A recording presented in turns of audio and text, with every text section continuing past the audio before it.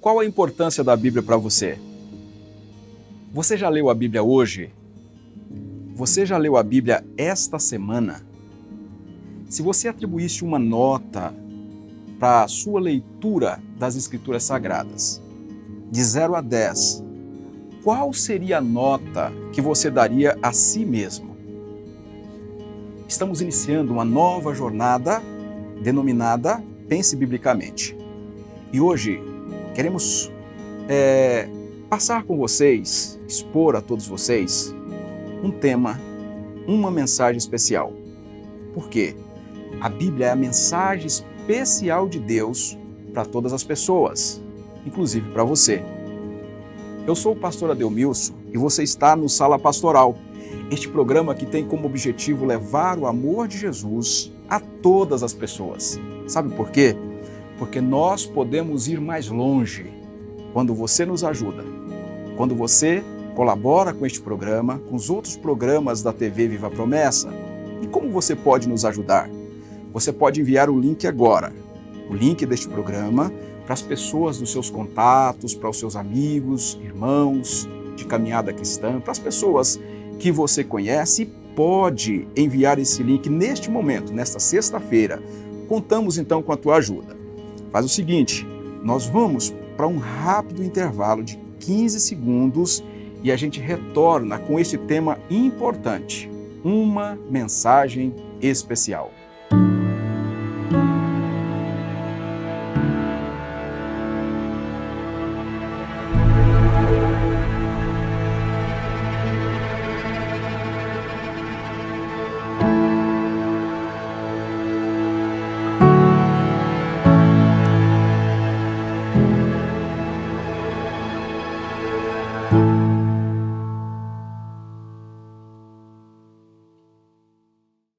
Olha aí, estamos de volta.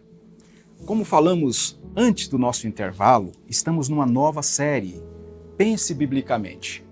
Qual é a nossa intenção com esta nova jornada, com esta nova temporada? Que todas as nossas ações, as nossas atitudes, os nossos pensamentos sejam influenciados pelas Escrituras Sagradas. Hoje nós vamos falar sobre ela, a Bíblia, que é tão importante para a Igreja Adventista da Promessa. Nós, promessistas, temos uma definição que está no nosso livro de doutrina, na nossa confissão de fé, sobre a Bíblia Sagrada. Nós cremos que a Bíblia é a palavra de Deus, a nossa única regra de fé e prática. Neste programa, nós apresentaremos as provas do porquê nós cremos assim.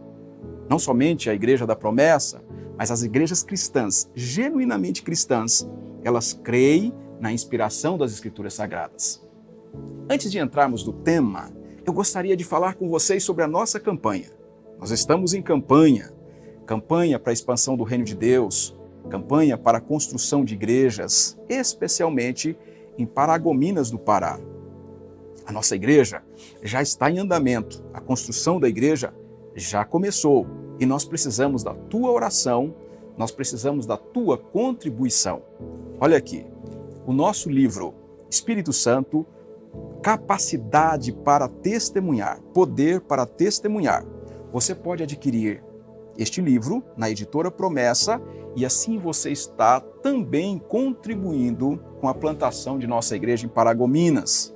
Já temos o terreno, 37 irmãos e a construção já começou. Tá joia?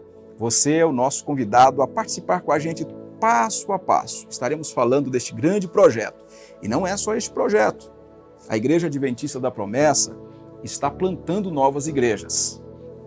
O nosso plano 2032, ele contempla a plantação de 100 novas igrejas até 2032.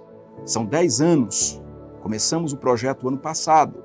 Este ano estamos plantando as primeiras igrejas. 100 igrejas em 10 anos.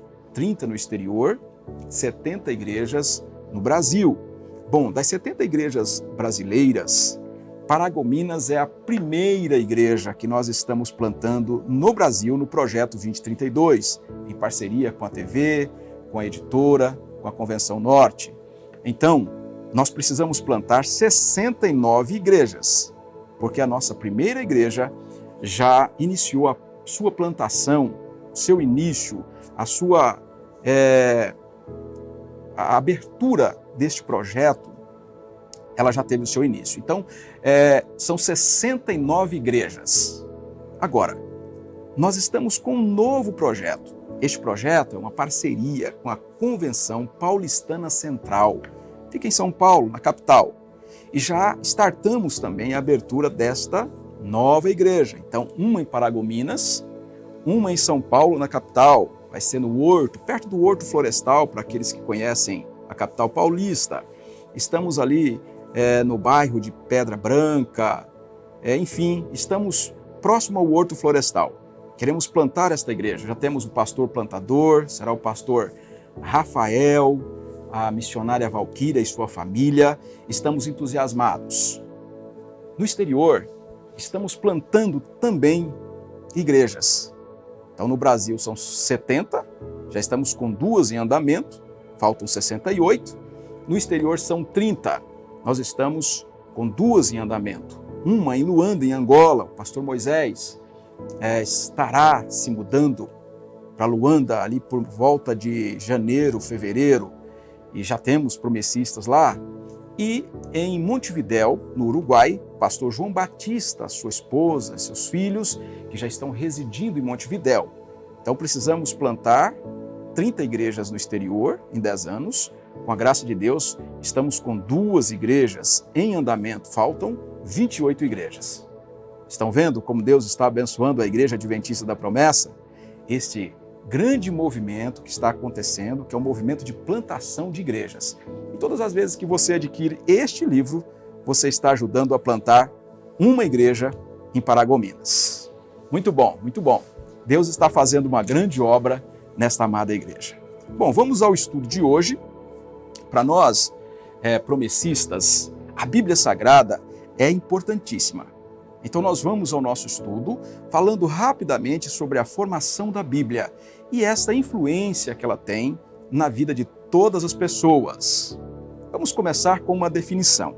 A palavra Bíblia vem do grego biblos, o nome que era dado a uma folha de papiro que era preparada para escrever. Então era uma espécie de folha que era colocada uma próxima à outra, dando ali um espaço para que a escrita fosse feita justamente neste local. Então, o papiro, ele dá o nome à Bíblia Sagrada. Era então esta folha, o caule especialmente, que era utilizado para a escrita, mas não era escrita de Bíblia, era a escrita comum, como se fosse um livro, né? Nós temos aqui o livro com as suas páginas. Na ocasião, todas as escritas eram feitas especialmente em papiro, que era o material mais comum, mais usado, o mais atual que nós tínhamos na época. E nós temos então, vários livros eram chamados de Biblion. E quando a gente chamava essa coleção de livros pelo nome, era dado a elas o nome de Ta Biblia, que seria coleção de livros, ou literalmente vários livros. Coleção de livros ou vários livros. E acabou chegando para nós através do latim para designar o conjunto de livros sagrados. Então, Bíblia vem de uma planta, que era o papiro, e mais tarde a coleção de livros sagrados que a igreja cristã recebe, especialmente depois do ano 70, esta coleção é chamada de Bíblia. A palavra Bíblia, ela não está no conteúdo das Escrituras, tá? Aparece palavra de Deus, palavra do Senhor, palavra da verdade, mas Bíblia não aparece, porque Bíblia é a coleção de livros, ou uma pequena biblioteca. E como a Bíblia é composta? Aqueles que estudam a Bíblia sabem que nós temos 27 livros bíblicos no Novo Testamento, 39 livros no Antigo Testamento. E esta coleção de livros, ou esses 2 testamentos, os 2 testamentos são chamados de aliança, ou primeira aliança e segunda aliança, Primeiro Testamento e Segundo Testamento. Quando as pessoas falam erroneamente Velho Testamento, elas partem de uma crença de que o Antigo Testamento tem menos valor que o Novo Testamento. Às vezes a gente chama de Antigo Testamento, mas o correto seria chamar de Primeira Aliança, Segunda Aliança, ou Primeiro Testamento e Segundo Testamento. Assim, as Escrituras Sagradas eram chamadas no Antigo Testamento e também no Novo Testamento.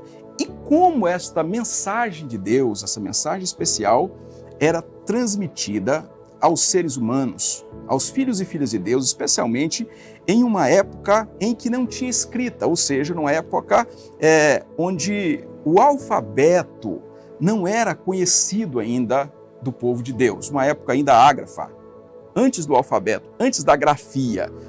Como esta mensagem especial era transmitida? Quando a gente olha para a Bíblia, eu gostaria que você pegasse a sua Bíblia, Hebreus capítulo 1, Hebreus capítulo 1, o verso 1 vai dizer assim, olha: há muito tempo, Deus falou muitas vezes e de várias maneiras aos nossos antepassados, por meio dos profetas, mas nesses últimos dias falou-nos por meio do Filho, a quem constituiu herdeiro de todas as coisas e por meio de quem fez o universo. Então, como a mensagem especial de Deus era transmitida antes da escrita, antes que o povo de Deus usasse o alfabeto. Por exemplo, a mensagem era transmitida de pai para filhos. Os profetas repassavam a mensagem de Deus para o povo de Deus. E havia fidelidade porque, no entendimento que nós temos da inspiração das Escrituras, há um fio condutor em toda manifestação, em toda palavra transmitida com a autorização de Deus ao povo dele. O Espírito Santo, ele conduz desde Gênesis até Apocalipse. Então, a palavra de Deus, ela é transmitida tendo no bastidor e como protagonista o próprio Espírito Santo. E esta palavra, ela é transmitida a esses homens num período de 1500 anos. E provavelmente os principais continentes em torno do mundo bíblico foram habitados por esses escritores. Então nós temos doutores, fazendeiros, nós temos o continente europeu, o africano, o asiático, enfim, nós temos pessoas residindo em vários lugares que estão escrevendo a Bíblia ou estão transmitindo a Bíblia, que mais tarde se torna a palavra de Deus escrita para toda a humanidade. Então a nossa Bíblia chega para nós desta maneira. E os materiais que eles usavam naquela ocasião, a gente começa, por exemplo, tendo escrito bíblico em tábuas de pedra maciça. Nós vamos encontrar vários artefatos arqueológicos, especialmente em sítios arqueológicos de Qumran, em torno do Mar Morto. Mais de 20 grutas já foram exploradas, especialmente na quarta, quinta cavernas de Qumran. Muitas tábuas de pedra e tábuas também de barro, né, seca. A escrita era feita antes, secava-se o material e estas tabuinhas eram colocadas nas bibliotecas. Muitas bibliotecas já foram exploradas, encontradas especialmente por arqueólogos cristãos e judeus, e elas vêm trazendo esta informação para a gente. Então nós temos tábuas de barro, depois nós temos papiros, de onde vem o nome Bíblia, e também pergaminhos. Quando a gente chega no Novo Testamento, nós temos o apóstolo Paulo falando sobre os pergaminhos. Os livros eram registrados em pergaminhos, que era um material feito de couro de animal, especialmente de cordeiro, de ovelhas e também de bovinos, especialmente os novos. Então, o pergaminho é um material feito do couro de animais, especialmente animais mais novos, porque o couro acabava sendo mais mole, um couro mais flexível para se trabalhar. Então nós temos a Bíblia Sagrada sendo escrita por homens de Deus em 3 continentes. Esses homens de Deus têm o Espírito Santo por detrás nesses 1.500 anos da composição da Bíblia, e nós temos especialmente tábuas, nós temos tábuas de pedra e de barro, nós temos o papiro e temos o pergaminho, onde a palavra de Deus, a mensagem de Deus foi escrita para que houvesse duração. Bom, e quais os idiomas usados pelo povo de Deus? Nós temos 3 principais idiomas. 2 são os mais importantes: o hebraico, no Antigo Testamento, e o grego no Novo Testamento. Conquanto no Antigo Testamento tenhamos também o aramaico, que era uma língua irmã do hebraico, nós temos algumas partes do Antigo Testamento que foram escritas em aramaico. E no Novo Testamento nós temos algumas palavras latinas. Porém, os 2 grandes idiomas usados para a escrita da Bíblia Sagrada, o hebraico no Antigo Testamento e o grego no Novo Testamento. Então a nossa Bíblia, ela chega para nós por meio desses 2 idiomas. Mais tarde nós vamos ter os grandes códices, os grandes manuscritos da Bíblia que foram encontrados especialmente nos últimos 150 anos, os grandes escritos, de onde vem também a Bíblia moderna, ou as Bíblias modernas, especialmente a Bíblia em alemão, a Bíblia em inglês e também a Bíblia portuguesa. Mais tarde, todos esses grandes códices, eles já estavam em grego koiné, em grego comum. E esses códices, ou esses grandes manuscritos, eles são a partir de 325 da era cristã, e eles vão ali até por volta de 1500 depois de Cristo, especialmente os códices bizantinos, de onde vem também o grego para Martim Lutero. É o grego que Martim Lutero recebe, né? Ele recebe um Novo Testamento a partir desses manuscritos, que a gente chama de majoritários. Eles chegam ali especialmente no século XVI para Martim Lutero, e Martim Lutero então traduz a Bíblia para o alemão. Então, os idiomas usados, nós temos o hebraico no Antigo Testamento, o grego koiné, grego comum, também pronunciado kiné, grego kiné ou koiné, no Novo Testamento. Bom, e quais são as divisões da Bíblia? Se a gente olha para o Antigo Testamento, nós temos 3 principais divisões do Antigo Testamento. Nós temos lei, são 5 livros da lei, nós temos os profetas, que são 8 livros dos profetas, e temos os escritos, são 11 livros dentre os escritos. 3 divisões da Bíblia no Antigo Testamento. E no Novo Testamento nós temos os 27 livros, estão divididos em 4 evangelhos, um livro histórico, 21 epístolas, que são as gerais e as epístolas paulinas, e uma profecia, que é o Apocalipse. Então nós temos os 39 livros do Antigo Testamento, que eles são divididos em lei, profetas e escritos. Nós temos os 27 livros do Novo Testamento, que são divididos em evangelhos, história, epístolas e profecia. Bom, tanto o Antigo quanto o Novo Testamento não foram escritos originalmente em capítulos e versículos. Por que nós temos então essa partezinha maior, né, os números maiores, eles são os capítulos, os menorzinhos são os versículos? Porque nós temos esta divisão. Essa divisão só vai acontecer no século XIII e depois no século XVI, tá? Em capítulos, a nossa Bíblia é dividida no século XIII. Por quê? Para que as pessoas se localizassem na devocional, no estudo das Escrituras Sagradas, elas precisavam saber onde elas paravam para elas retomarem o estudo do dia seguinte. E assim, em 1227, muito mais por uma questão didática, a Bíblia, então, ela é dividida em capítulos. Depois, em 1551, já na França, a Bíblia é dividida em versículos. E assim a nossa Bíblia tem capítulos e versículos. Um outro tema importante para nós entendermos, quando a gente olha para essa mensagem especial, como os livros da Bíblia foram escolhidos? Ora, se nós temos inúmeros livros, eu poderia dizer dezenas de livros, que não entraram dentre os 66, outras dezenas ficaram fora.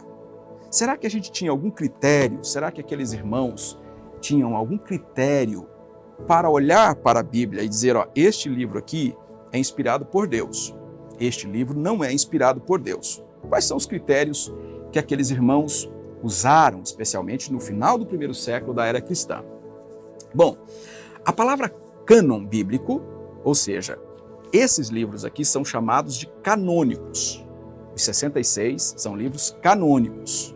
E cânon significa vara de medir, régua que é aplicada às Escrituras Sagradas. Ou seja, existe um padrão. E aqueles irmãos que estavam olhando aquelas dezenas de livros, eles tinham alguns critérios. E eles chamavam de canônico os livros que passavam pelos critérios deles. E não canônicos os livros que não passavam pelos critérios. Eles tinham uma vara, um padrão. E ao olhar, eles usavam este padrão para definir se o livro era inspirado por Deus ou não era inspirado por Deus. Bom, e algumas perguntas eram feitas ao texto sagrado, ou melhor, ao texto de forma geral. Pelo menos 6 perguntas aqueles amados irmãos faziam a partir do final do primeiro século da era cristã. Primeira grande pergunta, olha, o livro revela a autoridade de Deus? Ele veio da parte de Deus? Se esse livro revela a autoridade de Deus, então ele é de Deus. Então esse era o primeiro critério. Ao passar o livro nesta vara de medir, ou nesse padrão, que é o cânon, a primeira pergunta, o livro revela a autoridade de Deus? O livro vem da parte de Deus? Segunda pergunta, é profético? Foi escrito por um homem de Deus?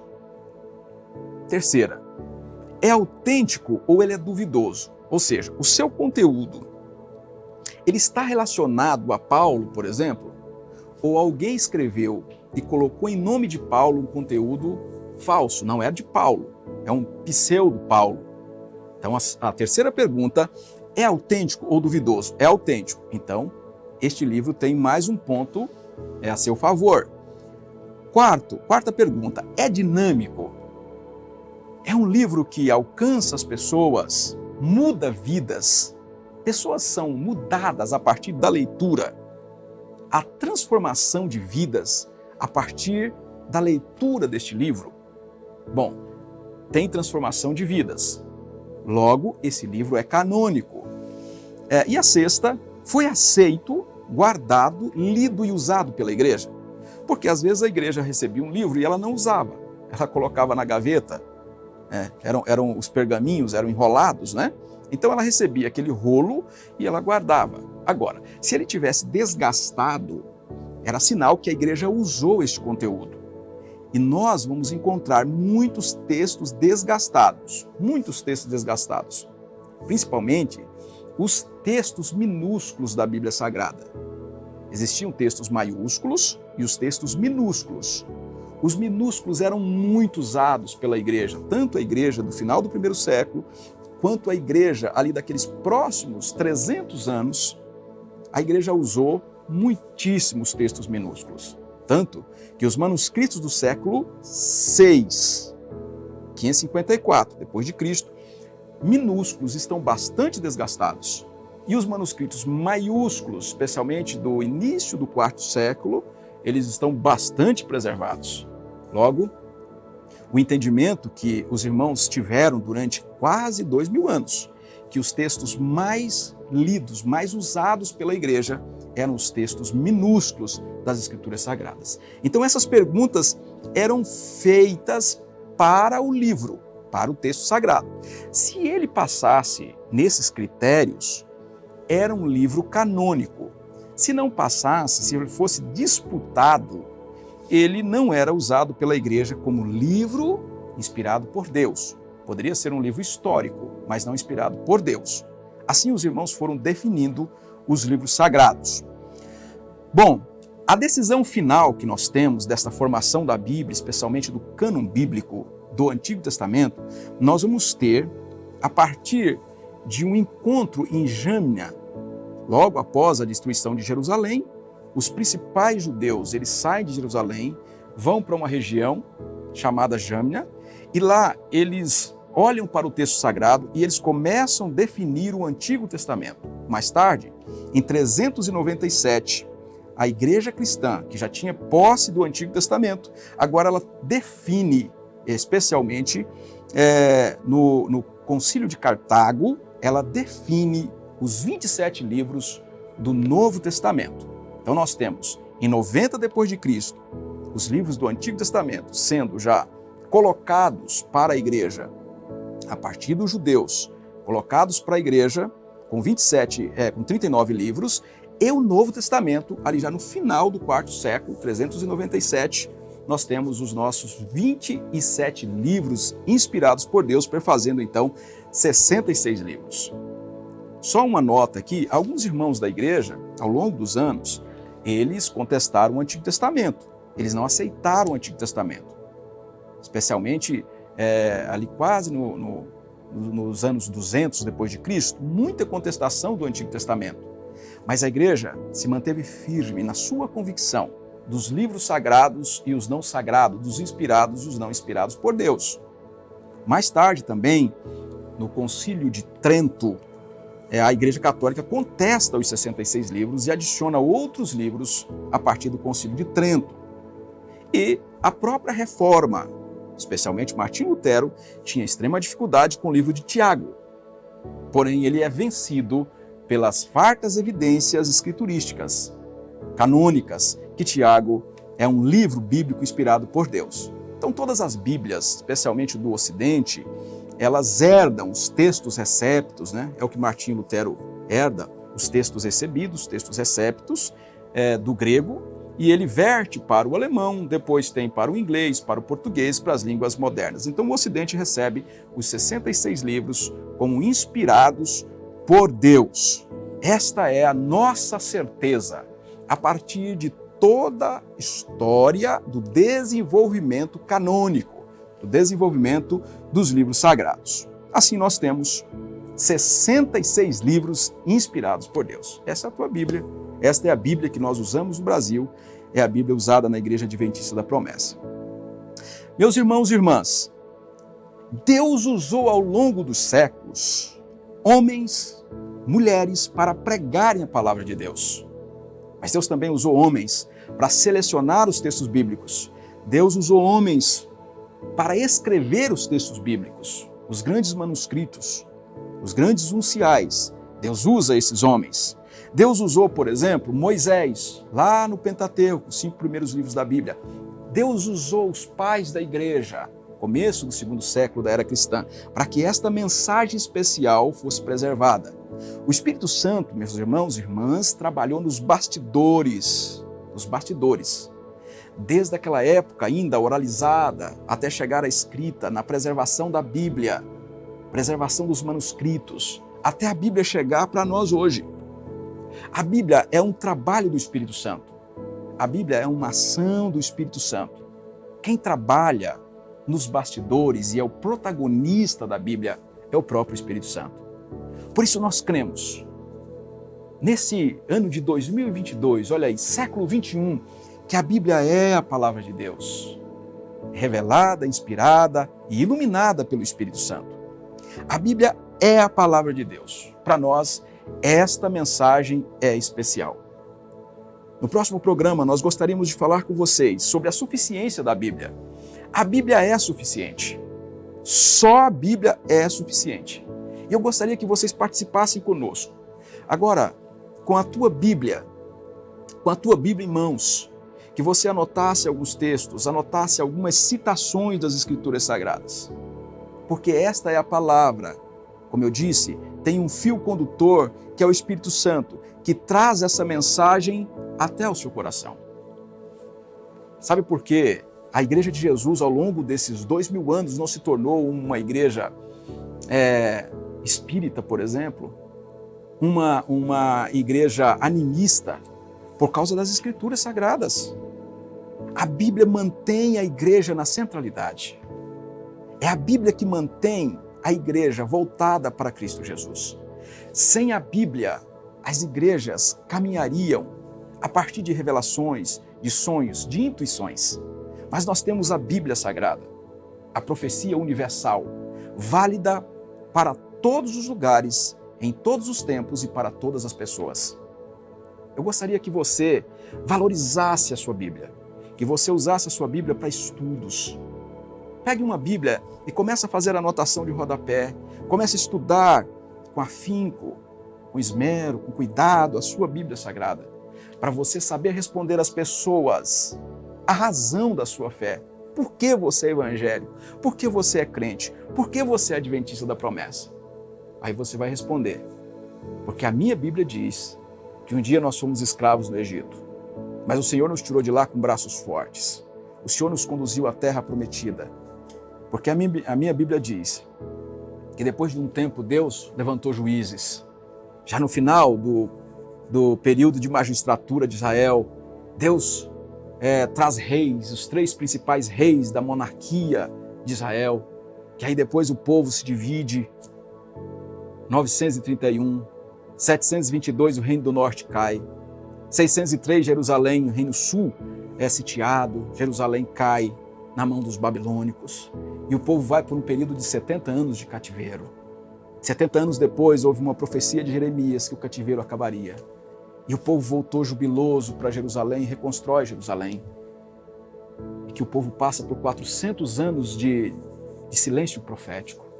Vai chegando o momento exato, o tempo exato, chegando o tempo de Deus, quando o mundo estava convergindo para a chegada de Jesus, que a Bíblia anuncia desde Gênesis 3,15. Nesse momento especial de Deus, chega Cristo Jesus. Cristo Jesus chega e inaugura um novo tempo. E nós somos resultado desse novo tempo, nós somos o povo da aliança. E depois disso, a nossa Bíblia ela é finalizada nesses momentos em que homens sérios se juntam para finalizar o Antigo Testamento. 90 depois de Cristo, 397 depois de Cristo, o Novo Testamento. Mais tarde, Deus levanta os pré-reformadores, os reformadores, século XVI, e grandes movimentos Deus levanta ao longo da história, ortodoxia, pietismo, moravianos, os grandes puritanos do século XVI na Inglaterra, os grandes avivalistas, Inglaterra, Estados Unidos, e as missões modernas hoje estão alcançando o mundo por meio de uma igreja pentecostal vibrante na África, na Ásia, e Deus está trazendo um novo vigor, especialmente no leste europeu, a partir dessas igrejas poderosas, movidas pelo Espírito Santo. Por que eu vou valorizar a minha Bíblia? Porque eu sei que o Espírito está nos bastidores dessa história. O Espírito está nos conduzindo para esta grande finalidade, que é a proclamação do Evangelho para todos os povos e etnias. Meus irmãos, estudemos mais as Escrituras Sagradas, estudemos mais a Bíblia. Esse é um tempo que nós caminhamos especialmente para o Dia da Bíblia. Dia da Bíblia, segundo domingo de dezembro. Eu gostaria de desafiar você. Qual é o desafio que você tem para essa semana? O seu desafio nessa semana é ler um livro da Bíblia. Mas, pastor, os salmos são muito extensos, 150 números, 150 salmos. Você pode ler Colossenses, você pode ler Efésios, você pode ler Tessalonicenses 1 e 2, você pode ler Gálatas, Atos dos Apóstolos, um Evangelho, você pode ler um livro profético. O seu desafio é ler um livro da Bíblia. E eu gostaria de perguntar a você, você aceita esse desafio? Coloque aqui nos comentários, olha, faça o seu comentário aqui, olha. Pastor, eu vou ler um livro da Bíblia essa semana, desta sexta-feira até a próxima sexta-feira, dia 18, eu estarei lendo um livro da Bíblia, um livro das Escrituras Sagradas. Eu vou ler um livro da Bíblia. Eu perguntei no início se você está lendo a Bíblia. Eu perguntei quantos livros da Bíblia você tem lido. Ou qual a nota que você atribui a si mesmo sobre a tua devocional, a tua leitura da Bíblia. Como pode o povo de Deus não ouvir mais a voz de Deus através da Bíblia? Como pode o povo de Deus, o povo da Bíblia, não usar mais a Bíblia como seu referencial? Para nós, da Igreja Adventista da Promessa, a Bíblia é a santa palavra de Deus, é a palavra de Deus. Por isso eu desafio você. Você aceita o desafio? Ler um livro da Bíblia até a próxima sexta-feira. Eu gostaria de orar com você. Eu gostaria de orar por você. Pai de amor e graça, Pai de misericórdia, nós estamos nessa nova temporada das Escrituras Sagradas e nós queremos ler a Tua palavra. Somos desafiados a usar esta palavra usada como única regra de fé e prática nesses 2000 anos, por todas as verdadeiras igrejas cristãs. Eu oro pela Igreja Adventista da Promessa. Não deixe que esta igreja que nasceu da Bíblia se aparte da Bíblia, que seja uma igreja bíblica, uma igreja que recebe a Bíblia como mensagem especial de Deus, uma igreja que não está atrás de novas revelações do Espírito, uma igreja que não está atrás de novos profetas e profetisas, uma igreja que crê que a Bíblia é suficiente. Cremos na continuidade dos dons, mas cremos também que a única profecia universal é a Tua palavra. A Tua palavra é estendida para todos os continentes. É a Tua palavra que mantém a igreja na centralidade da cruz. É com a Tua palavra que nós aprendemos quem é Jesus de Nazaré. É com a Tua palavra, ó Deus, que nós aprendemos que a igreja precisa ser avivada, que existe doutrina, inclusive a doutrina do batismo no Espírito Santo. Essa igreja adventista da promessa precisa da Tua palavra.